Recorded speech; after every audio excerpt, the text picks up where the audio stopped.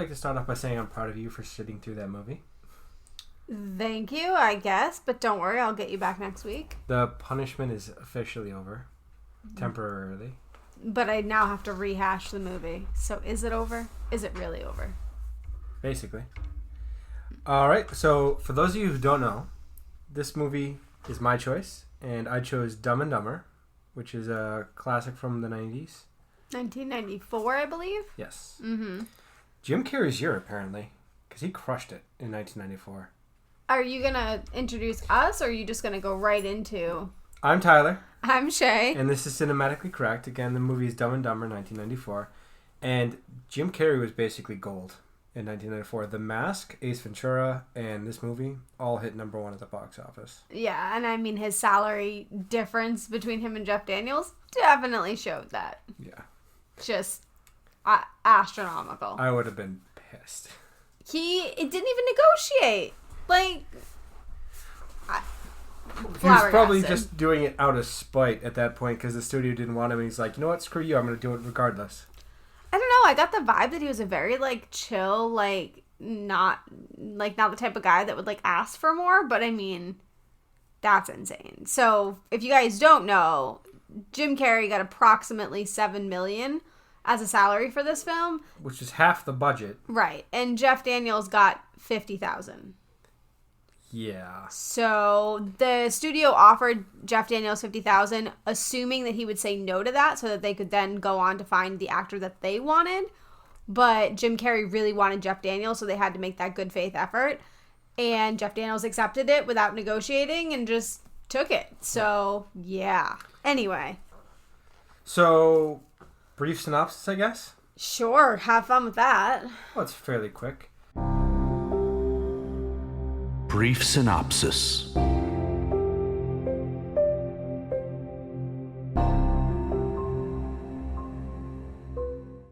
So, two dumb friends take a briefcase full of cash from Providence to Aspen, and hilarious hijinks ensues.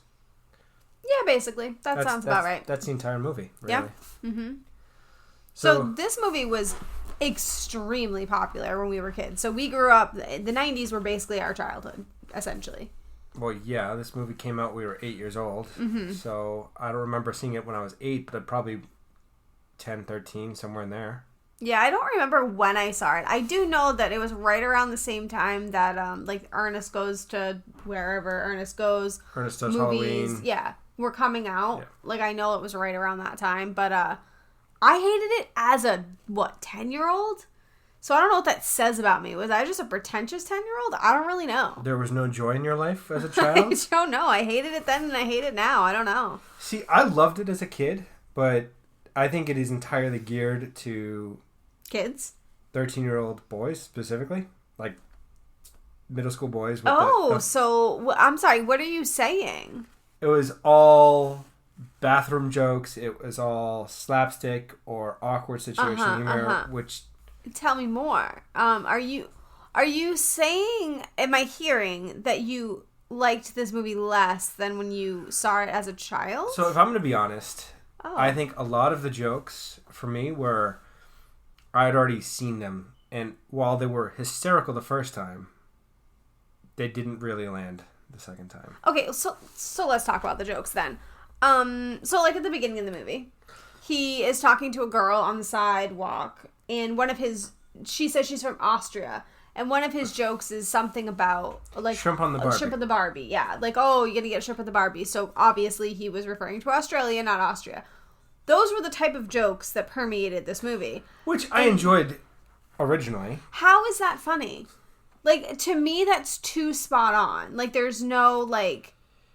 Well, he's intended to be a dumb person. Him falling out of the terminal gate was hysterical when I watched it the first time. I guess spot-on humor like that is just not funny to me. The Pretty Bird scene, hysterical the first time. No. Staples of my childhood. Pretty Bird. So I guess it comes back to nostalgia for me. And I fully expected to be able to rewatch this movie and enjoy it.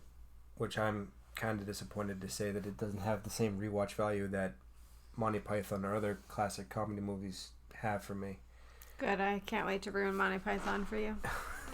Why would you enjoy that? Why do you find joy in ruining things for me? Because these are horrible movies that I'm not really sure what you attached to, but I would like to open your eyes to the reality of the world, because the world is a harsh, cruel, cold world. Well, thank you. Back to the movie. So they get the briefcase from the airport, and they take it back to their apartment, and they decide to go on the road because they didn't pay their gas bill. And they drive there. It's really kind of a creepy stalker situation, because he met her one time driving her to the airport, and he's going cross country to return a briefcase. Well, I mean, I don't know if I'd call it creepy stalker that he wants to return the briefcase. It's just the length of effort and time and distance he's willing to go to return the briefcase. He's doing it because he literally says to her, I had nothing better to do. He doesn't have a job. His gas got turned off. His friend also lost his job. So they don't really got anything going on. Their bird died or was murdered. He murdered his bird. They didn't. No, the bad guys in this murdered the bird. Yeah, well, whatever. He still got his bird murdered. And then sold it to a blind kid, which was hysterical the first time. And I maintain that entirely. No? I don't like animal cruelty, so... They didn't actually hurt a bird. Well, I know, but the insinuation is just awful. They killed another fake bird in this movie. I don't find that funny. It was hysterical. I don't find killing animals funny. I don't know.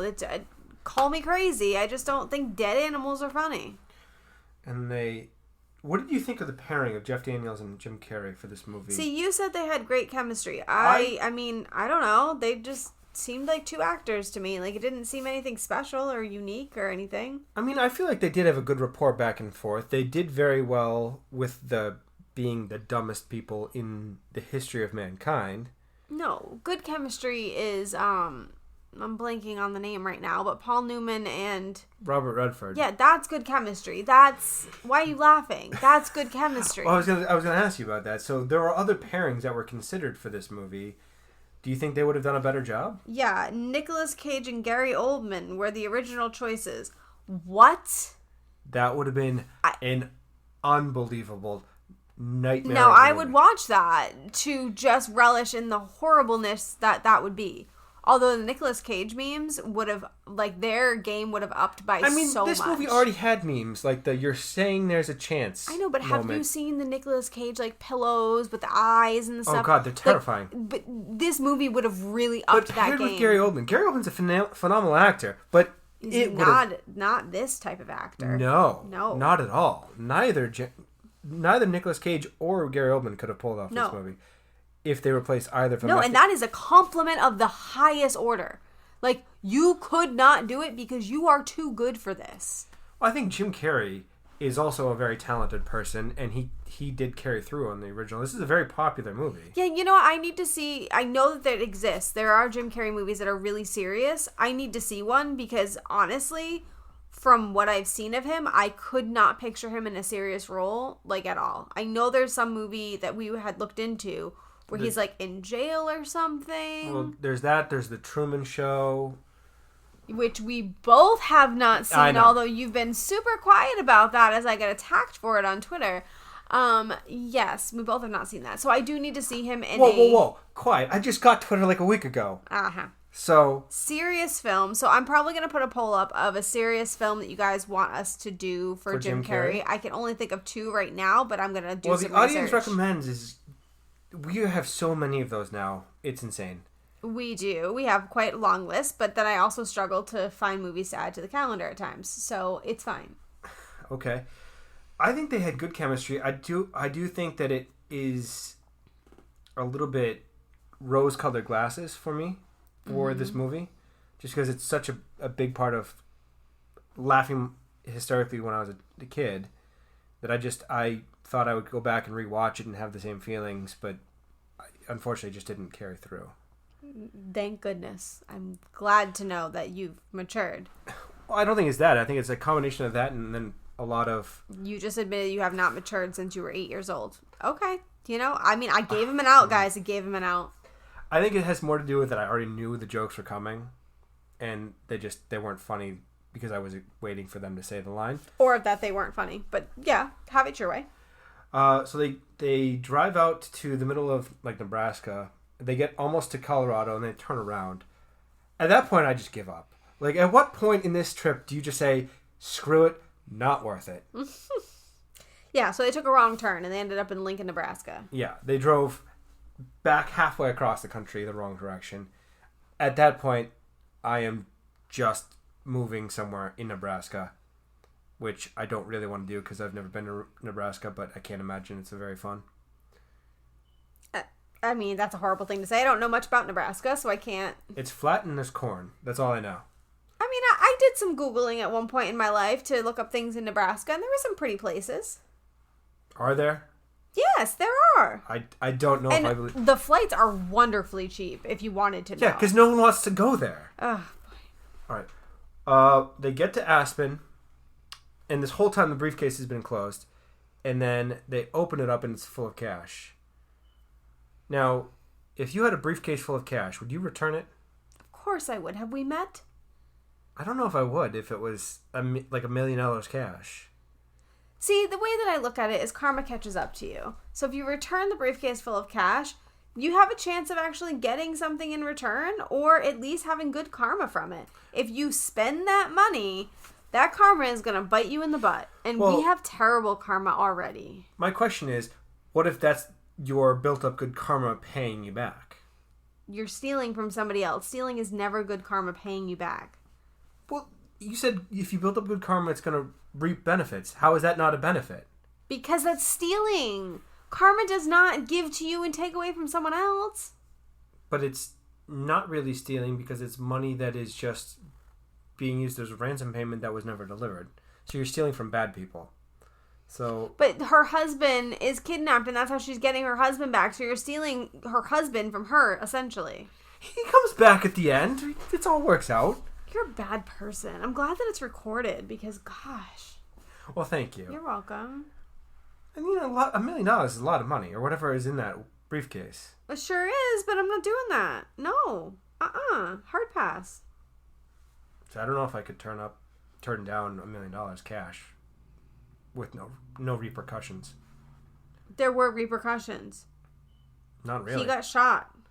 With a bulletproof vest, he was fine. Yeah, he was lucky to be able to have run into the FBI agent prior to that. But what if he hadn't? He wouldn't have been back in the room. Oh, boy. I don't know. It's a moral gray area because you're stealing from a bad person. So is that really wrong? You don't know that they're a bad person when you're stealing. But it works out. Oh, gosh. All right. So I don't know really where to go from there. They rode a mini bike, which I don't know if I could ever ride. A mini bike that literally would never have moved with those two people on it? Is that the mini bike you're referring to? The mini bike where they freeze themselves together driving to Colorado. There's no way. We've watched enough American Pickers to know that those bikes don't even move very well with a full-size man on it. Never mind 2 full-size men. That thing would just sit there. No. I mean, it would go like 4 miles an hour. Well, it would not go down the highway. How insanely mad would you be driving behind them, though? Oh, I'd hit him. I'd just hit the tire a little bit to knock him off so I can move past him. And you call me a bad person. You just committed vehicular manslaughter. I didn't say hit the person. I hit the wheel. You caused a motorcycle accident. They die. They're not going to die. They're low to the ground. They'll just fall and scrape their knees. I don't think that's how motorcycle crashes work. That's not a motorcycle crash. I said it would tap their wheel. Stop being dramatic. I just like that I'm stealing from bad people. You're murdering two simpletons. I like that you have to make everything hyperbolic on my end to make me look worse because you know you're a bad person and everybody in the Twitterverse hates you. I mean, I actually did write down in my notes I would lose my mind sitting behind them driving. I wouldn't be able to do it. I'd just cut around them. Not hit them, but just drive around them. Oh, because that's much safer for motorcycles. Driving around them and not touching them and cutting them off like that, yeah, real safe. What am I cutting them off? I would just... Yeah. Nope, it's fine. Yeah. Yeah, so he has nothing to say because this movie is so unbelievably boring. And it's funny because on the IMDb trivia page, there's 92 listings. And let me tell you... There's so many things that I've read for IMDb. Yeah, and I read all of them, and you know what? They were all boring. But I have one that was actually interesting to me, but that's because I'm a horror movie addict, so you know where I'm going with this. Oh, it's Stephen King? Yeah, I mean, of course I was going to pick that out. I can't help it. So, actually, some parts of my family live in Colorado, and I have looked into staying at the Stanley Hotel quite a few times. Expensive AF, not going to lie. But I really want to stay there. But... You have so many places on your I want to stay there. The Lizzie Borden house... I know. The Shining Traveling house. is so important, man. Like, if you guys don't travel, like, you need to. The Lizzie Borden house is down the road. I know. Like, why haven't we done that? I don't know. Because it's expensive as hell. It's not that expensive. It's like a few $100s. It's not the same as this. But anyways, the Stanley Hotel, if you guys don't know, is what was The Shining was inspired by. And room 217 is the room, right? So Jim Carrey, during the filming of Dumb and Dumber, stayed at room 217 in the Stanley Hotel, and apparently, after about 3 hours of sleeping, woke up in the middle of the night screaming and ran out of the hotel, and to this day will not tell anybody what happened in that room. And that makes me want to stay in this room even more. Even more. At 0% want to stay in that room if... No. Well, I mean, first I want to ask Jim Carrey, like, you know, like, come on, real talk, I won't tell anybody, like, can you just spill the tea? I just want to know. But then, if it's nothing like, you know, like red room in my face type situation, then I'm down. Like, I just want to know. And like, I mean, how bad could it be? Has anybody died in that room? I don't think so. So I think it's fine. I want to say that a lot of these lines were ad-libbed by Jim Carrey.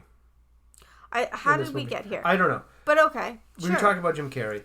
One of the things I did like is I read a couple things where the most annoying sound scene was ad-libbed by Jim Carrey. And I just want to say that is my family road trip encapsulated. The whole I'm not touching you, or the are we there yet? Oh, I jump out of the car. Oh my God. I love my family to death, but no. Just that needs to never happen. And I would have strangled them both in that car ride across the country. Nope. Did you know the movie that they were referencing where they put the bill on the other guy? Jeff Daniels was in? I did not. I don't actually know how many Jeff Daniels movies I've actually seen, to be honest. I actually like Jeff Daniels. He's great in Speed. I actually enjoyed him in Blood Work, which is a not very well-known movie. Oh, I'm sure the podcast loves hearing you talk about not well-known movies. They're getting nervous. They're going to add it to the list. I actually own it, so we could add it to the list. Oh, boy. I'm sorry, guys. But he was in that movie. The movie is called Something Wild, which I've never seen. So we're going to have to add that to the list because it was referenced for this movie. Something Wild? Yeah. Okay, I'll get right on that. I find it interesting that Mary, or the actress that played Mary, did marry Jim Carrey for a year. Yeah, but I don't feel like that's, like, out of the norm. Didn't he have weird, like, relationships in the past? I mean, yeah. He was linked to Jenny McCarthy for a period of time, I believe. I don't have an opinion on that. Nope. You're not going into that? No. That is the lightning rod that will fry everyone. Yeah, no. But the whole there's 1 in a million chance worked out.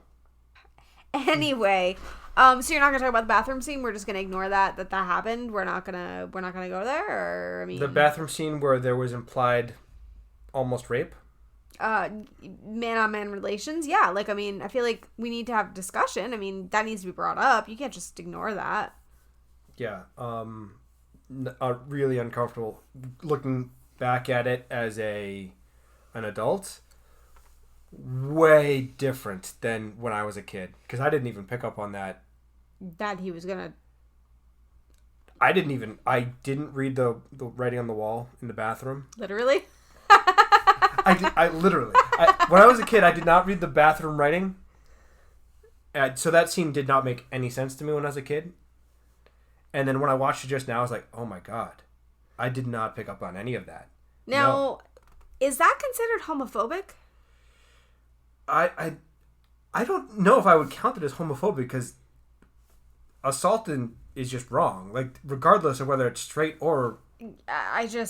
It made me very uncomfortable. Like, when I saw that scene in the movie, I'm like, this isn't funny at all. This is horrifying. Like, this is like the whole bathroom discussion that everybody had like 2 years ago in politics about whether or not men and women could share bathrooms. This is the fear that drove the people who said no. And I'm not going to give my opinion either way about how I felt about it. It gets even darker than that because there were other things written on the wall that people didn't even see. Oh, I know. Like, why the hell is everyone so goddamn angry? Or NAMBLA rules? Do you know what? I don't know what NAMBLA is. No. It's arguably one of the worst organizations ever. And there should never exist. Are you going to say what they are? Because we're at 20 minutes. North American Man-Boy Love Association. Okay, so there's some... So, actual predator group. Right. So, I mean, this is the issue that we all dealt with in politics, is what people were afraid of, is not so much, I think it had to do with transgenders, I think it had to do with, but I don't think that was the fear. I think this type of thing was the fear, and seeing it in a movie like that, I was just like, this is supposed to be a comedy. I'm uncomfortable. It was very dark. Yeah. Did you know that the person who plays Seabass is Cam Neely?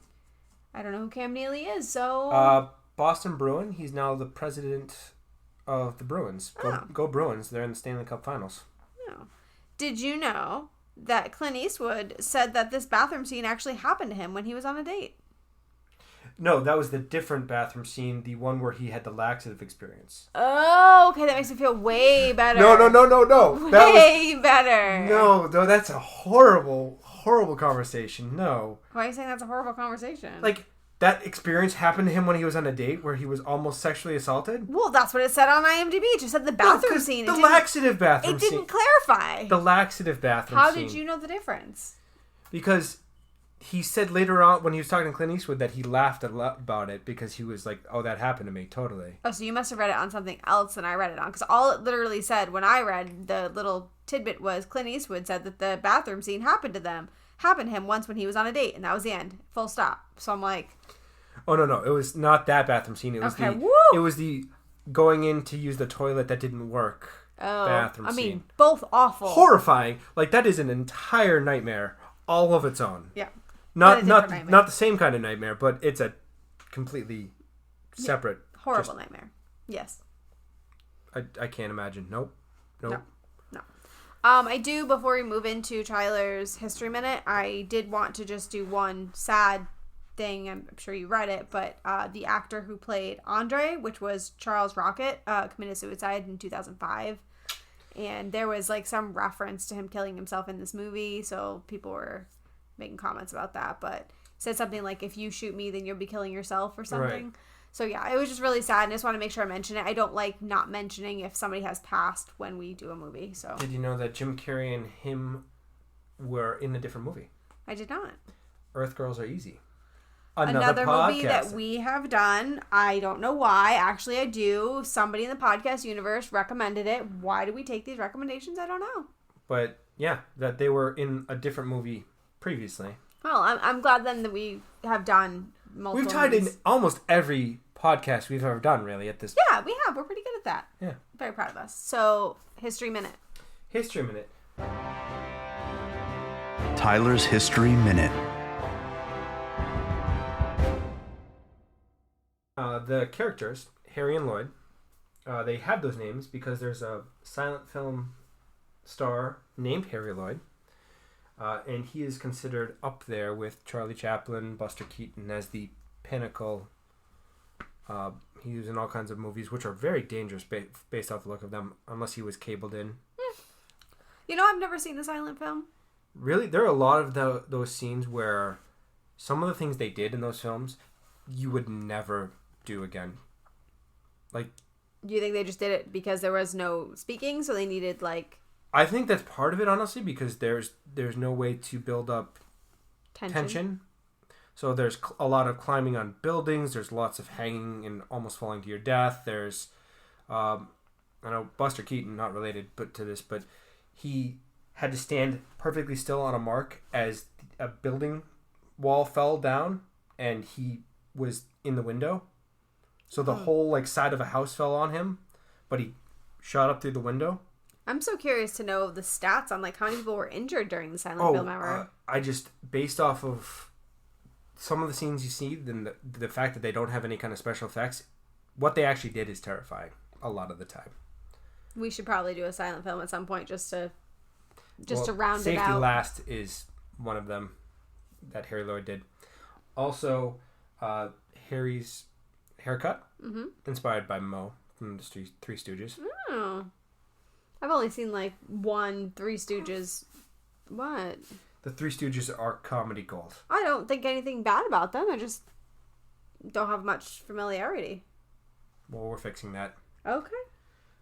So where do you want to go from there? I did the history minute. So we're at about 25 minutes, so I feel like audience ask is fine, right? Audience asks.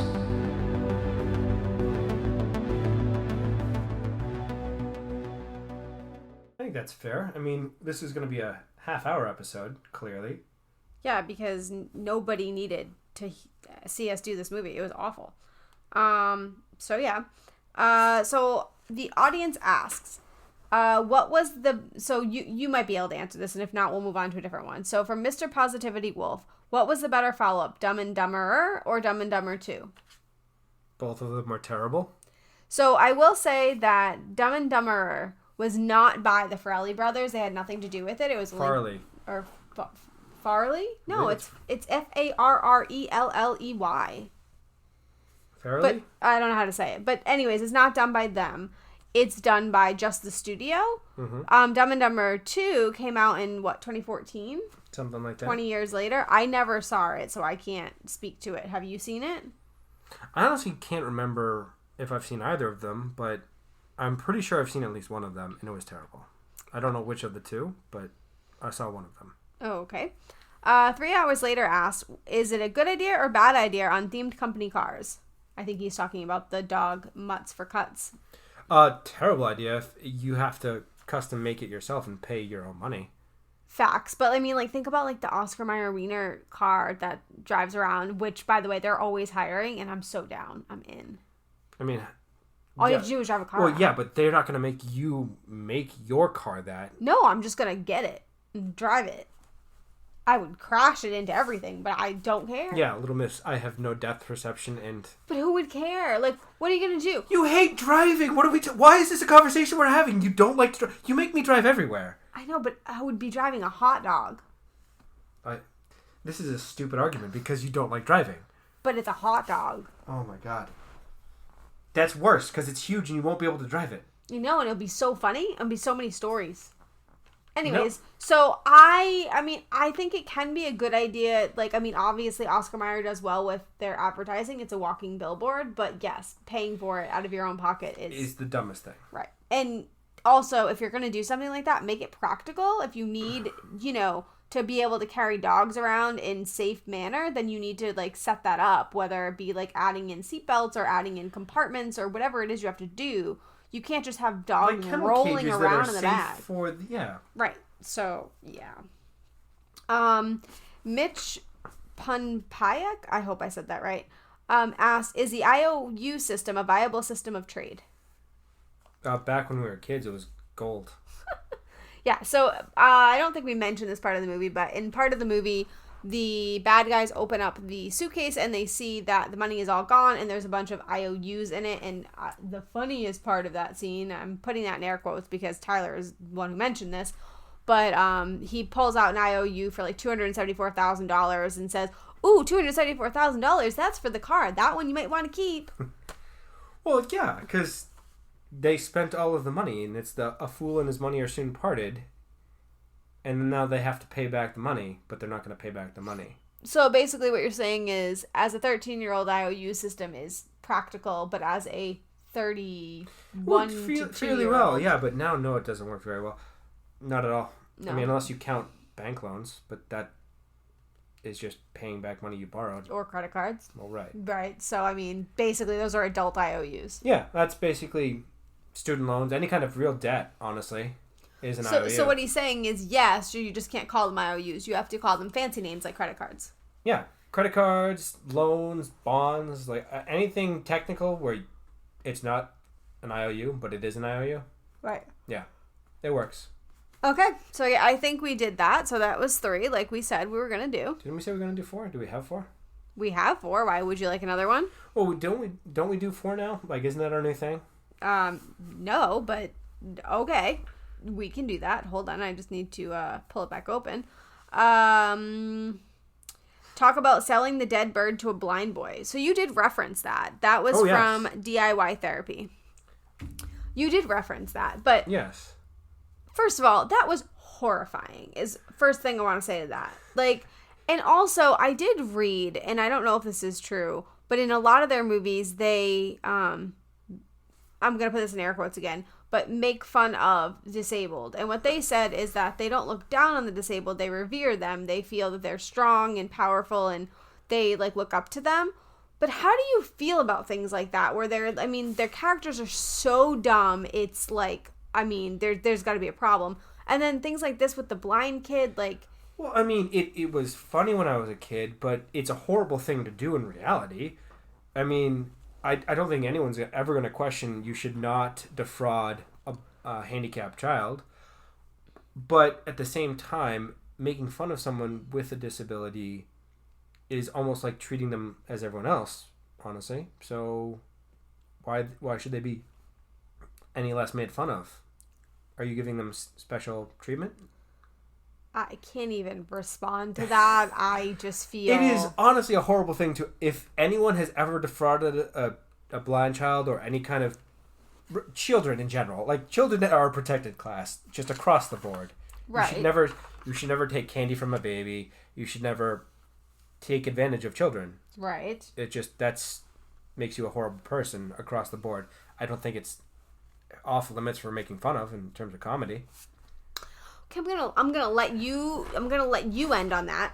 But there is, because they asked about this, I will say there is an alternate ending where Barney the bellman offers them a job to babysit his grandson, who turns out to be the blind kid that they gave the beheaded bird to.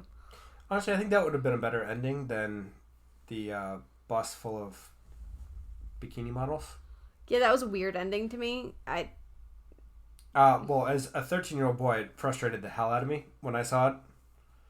But it didn't fit, really. It was just another dumb thing. Like, it was just whatever. It was just so added on at the end. It made no sense to the rest of the movie. Right. Other than they're dumb. But... Right. if they tied in the grandson, that would have made sense. Totally get that. Right. But anyway. I have one last story. Oh boy, here we go. Well, Strap in, ladies and gentlemen. So at one point, he's rehearsing his speech to tell Mary he loves her. And he says, I desperately want to make love to a schoolboy. I know, I saw the movie. Thank you. I was there. Which reminded me of a family story of mine where my grandfather was in a play that he didn't want to be in. And his line was a pistol shot. And so he's very nervous. He's 10 years old. And he gets up on stage and says, a shistopot. And he goes, apostle shit. Bullshit, horse shit. I want to be on this goddamn play anyway. At 10 years old. Now we've sworn on the podcast. Oh, yeah. Awesome. Oh. Great. Love it. It's a family story. And it's hysterical. Mm-hmm. All right. Ratings? Sure. Go for it. Reviews.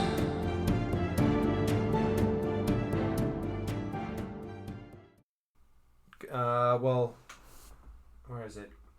Rotten Tomatoes has it at 67. That's not that high, considering how well revered it is. Audience score has it at 84. Okay, that makes sense. So I think it's in line with the people didn't appreciate the stupid humor in terms of like the movie critics. Right. But then people did enjoy this movie. Right. I will give it a 8. Just for the nostalgia. Wow. It did not hold up. It does not hold up, unfortunately. But based off just nostalgia, I have to give it an 8. Because I remember loving this movie as a child. Okay. Do you? I was going to give it a 4.